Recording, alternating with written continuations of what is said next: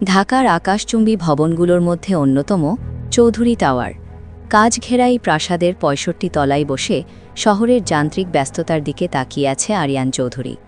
তার হাতে দামি ক্রিস্টালের গ্লাস, তাতে পানির বদলে টলটলে তরল থাকার কথা থাকলেও আজ শুধুই বরফ শীতল পানি। তার ঠোঁটের কোণে এক ধরনের বাঁকা হাসি লেগে আছে, যা দেখলে যে কেউ ভয়ে কুঁকড়ে যাবে। দরজায় নক করার শব্দ হলো। আরিয়ান না ঘুরেই অনুমতি দিল। ভেতরে প্রবেশ করলেন কোম্পানির প্রবীণ ম্যানেজার মিস্টার রাশেদ। তিনি ভয়ে কাঁপছেন। মিস্টার রাশেদ, আপনি কি জানেন গ্র্যাভিটি বা মাধ্যাকর্ষণ শক্তি কিভাবে কাজ করে? রাশেদ সাহেব ঘামতে শুরু করেছেন। তিনি তোতলামি করে উত্তর দেওয়ার চেষ্টা করলেন। Sir, gravity? জি স্যার, জানি। কোনো কিছু ওপর থেকে ছেড়ে দিলে নিচে পড়ে যায়। আরিয়ান এবার চেয়ার ঘুরিয়ে রাশেদ সাহেবের দিকে তাকালো। তার চোখে এক পৈশাচিক কৌতুক খেলা করছে। সে তার টেবিলের উপর রাখা দামি মন্টব্ল্যাঙ্ক কলমটা হাতে নিয়ে আলতো করে উপরের দিকে ছুঁড়ে দিল এবং সেটা টেবিলে শব্দ করে পড়ল। এক্স্যাক্টলি, উপর থেকে ছেড়ে দিলে নিচে পড়ে যায়।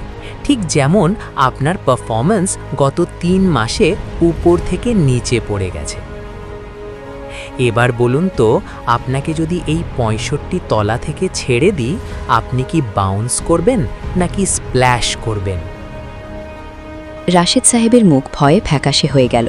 তিনি বুঝতে পারছেন না আরিয়ান মজা করছে নাকি সত্যি সত্যি তাকে হুমকি দিচ্ছে। আরিয়ানের হিউমার সবসময়ই এমন ডার্ক হয়। স্যার, আমাকে মাফ করে দিন। প্রোডাকশনে একটু সমস্যা ছিল। লেবাররা ধর্মঘট। Excuse? I hate excuses Rashed. টাকা দিয়ে আমি লেবারদের ঘাম কিনতে পারি, তাদের সময় কিনতে পারি, এমনকি তাদের আত্মাও কিনতে পারি। আর ধর্মঘট কেন হবে? আপনি কি তাদের যথেষ্ট হাড্ডি চিবোতে দেননি? আরিয়ান উঠে দাঁড়ালো। তার 6 ফিট লম্বা দেহ আর দামি ইটালিয়ান স্যুট তাকে এক অজেয় দানবের মতো দেখাচ্ছে। সে রাশেদ সাহেবের খুব কাছে গিয়ে দাঁড়ালো। রাশেদ সাহেব মাথা নিচু করে বললেন, স্যার, ওরা বোনাস বাড়াতে বইছে। বোনাস? ভিক্ষুকদের আবার বোনাস? শুনুন রাশেদ, আমি চ্যারিটি পছন্দ করি না, আমি বিজনেস বুঝি। আজকের মধ্যে যদি প্রোডাকশন লাইন ঠিক না হয়, তবে কাল থেকে আপনি আর এই অফিসের এসির বাতাস খাবেন না, রাস্তার ধুলো খাবেন।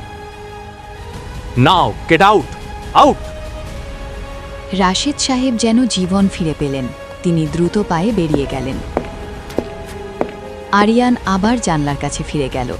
তার কাছে মানুষগুলো সব দাবার গুটির মতো, যখন ইচ্ছে চালবে, যখন ইচ্ছে ফেলে দেবে। তার মোবাইলের রিমাইন্ডার বেজে উঠল। আজ সন্ধ্যায় শহরের এক বড় চ্যারিটি শোতে তাকে যেতে হবে। সেখানে নাকি গরিব অনাথদের জন্য ফান্ড রেজিং হবে। আরিয়ান হাসল। গরিবদের সাহায্য করা তার উদ্দেশ্য নয়, সেখানে গিয়ে নিজের টাকার গরম দেখানোই তার মূল লক্ষ্য। সে নিজের মনেই বিড়বিড় করে বলল, চ্যারিটি? সমাজসেবা হলো ধনীদের পাপ ঢাকার একটা স্টাইলিশ ওয়াশিং মেশিন। আজ সন্ধ্যায় একটু মজা করা যাক।